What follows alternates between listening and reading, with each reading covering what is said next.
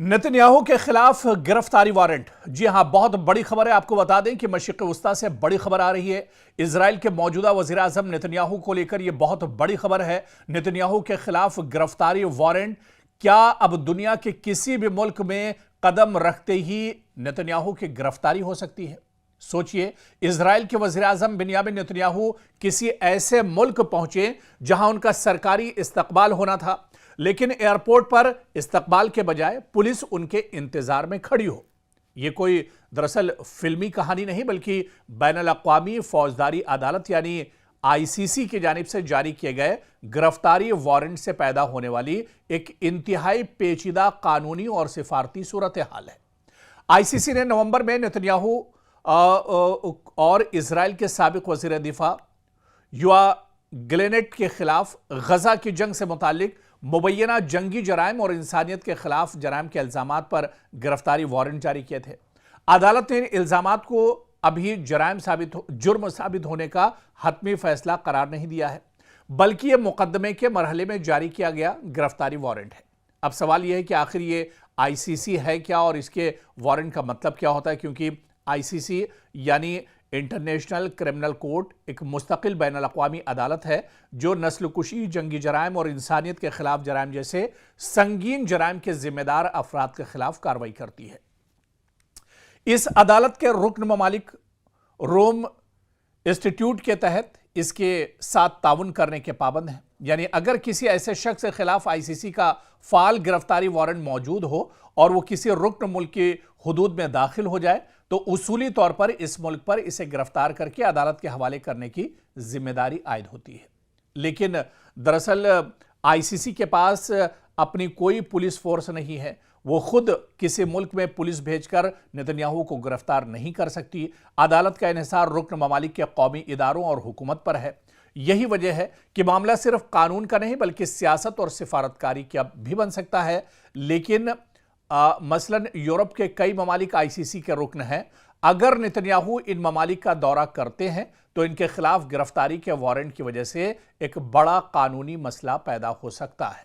लेकिन किसी मुल्क की हुकूमत यह फैसला भी कर सकती है कि वो आईसीसी के साथ किस हद तक ताउन करेगी। अगर कोई मुल्क गिरफ्तारी नहीं करता तो इसके खिलाफ आईसीसी के पास सियासी या कानूनी दबाव के महदूद रास्ते भी मौजूद होते हैं। लेकिन अदालत के पास अपनी पुलिस नहीं कि वो खुद जाकर इसे गिरफ्तार कर ले।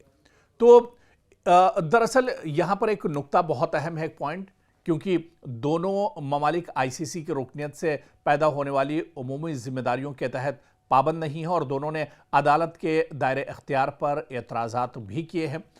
तो जो 125 ममालिक हैं, अगर इन ममालिक में कोई मुल्क एतराज़ करता है नेतन्याहू के दौरे पर और वो नेतन्याहू को अपने मुल्क की हुदूद के अंदर गिरफ्तार करना चाहता है, तो आईसीसी के कानून के मुताबिक, जाविये के मुताबिक, वो नेतन्याहू को कभी भी गिरफ्तार कर सकता है। क्योंकि दुनिया के कई ऐसे ममालिक हैं जिनकी तादाद 100 से ज़्यादा है जिन्होंने नेतन्याहू के खिलाफ गिरफ्तारी वारंट जारी किए हैं। और अगर इस तरह के किसी मुल्क में नेतन्याहू पहुंच जाते हैं तो उनकी गिरफ्तारी आने वाले दिनों में एक तरह से तय मानकर चलिए।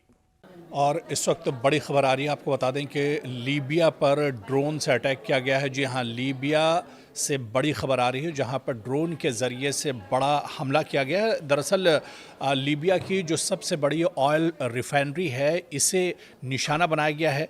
जाविया ऑयल डिपो है, इसे निशाना बनाया गया। और जाविया ऑयल डिपो जहां पर रोज़ाना 1,20,000 बैरल जो ऑयल है वो एक तरह से प्रोड्यूस किया जाता है, यहाँ पर यह हमला किया गया है। और इसके बाद पूरे इलाके में एक तरह से हलचल तेज़ हो गई है। लेकिन बड़ा सवाल ये उठ रहा है कि लीबिया पर यह हमला किसने किया है, किसकी शय पर यह हमला किया गया है।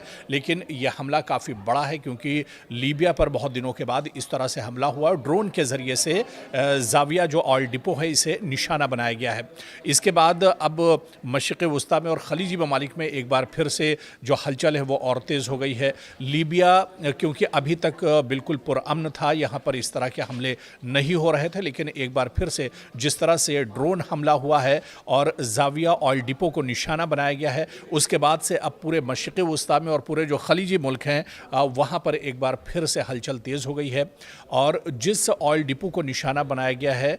जाविया ऑयल डिपो, यहाँ पर रोज़ाना की बुनियाद पर 1,20,000 बैरल जो क्रूड ऑयल है, खाम तेल है, उसकी सफाई होती है और ये यहाँ से प्रोड्यूस होता है। यानी ये काफ़ी अहम जगह है जिसे एक तरह से टारगेट किया गया है। और आपको बताते चलें कि कई ड्रोन, दरअसल एक के बाद एक कई ड्रोन ने यहाँ पर हमला किया है, टारगेट पर निशाना साधा है और उसके बाद से यहाँ पर काफ़ी ज़्यादा तबाही की खबरें इस वक्त निकल कर सामने आ रही हैं। हालांकि शुरुआती तौर पर अभी किसी के हलाक होने या मारे जाने की खबर इस हादसे में नहीं आई है, इस हमले में नहीं आई है और ना ही तो किसी मुल्क ने अभी तक इस हमले की जिम्मेदारी कबूल की है, क्योंकि एक ऐसे वक्त पर यह हमला लीबिया में किया गया है या जाविया ऑयल डिपो पर यह हमला किया गया है जब मशरिक़ वस्ता में अमेरिका और ईरान के दरमियान कशीदगी अपने शबाब पर है। इसके अलावा दूसरी तरफ इज़राइल भी लगातार मशरिक़ वस्ता पर एक तरह से निशाना साधे हुआ है और उसकी नज़रें भी मशरिक़ वस्ता पर एक तरह से लगी हुई हैं। तो कहीं ना कहीं ये अब सवाल उठ रहा है कि आखिर इस हमले के लिए ज़िम्मेदार कौन है, जिसने यह हमला किया है लीबिया के ऊपर। आखिर कौन दरअसल किसने यह हमला किया है? क्या इज़राइल की तरफ से यह हमला किया गया है या फिर ईरान ने यह हमला किया है या फिर अमेरिका की तरफ से यह हमला किया गया है? दरअसल बड़ा सवाल यही कि हमला किया किसकी तरफ से गया है और इसकी मंशा क्या कुछ है। जब मशरिक़ वस्ता में हालात इतने ज़्यादा कशीदा हैं तो फिर यह हमला किसकी तरफ से किया गया है?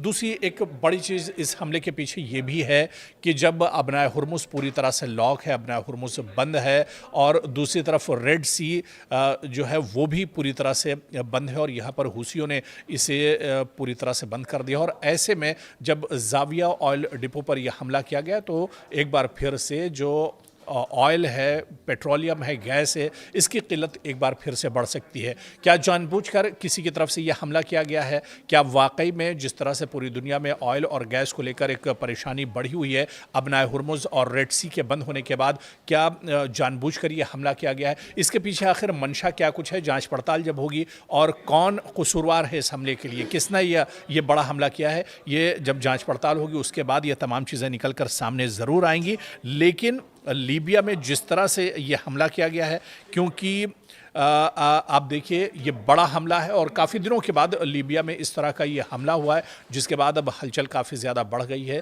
सियासी तौर पर भी अब जो सरगर्मियां हैं वो काफ़ी ज़्यादा बढ़ गई हैं। लेकिन आने वाले दिनों में जब जांच पड़ताल होगी तब ये चीज़ें निकल कर सामने आएंगी कि किसकी मंशा पर यह हमला लीबिया के अंदर किया गया है।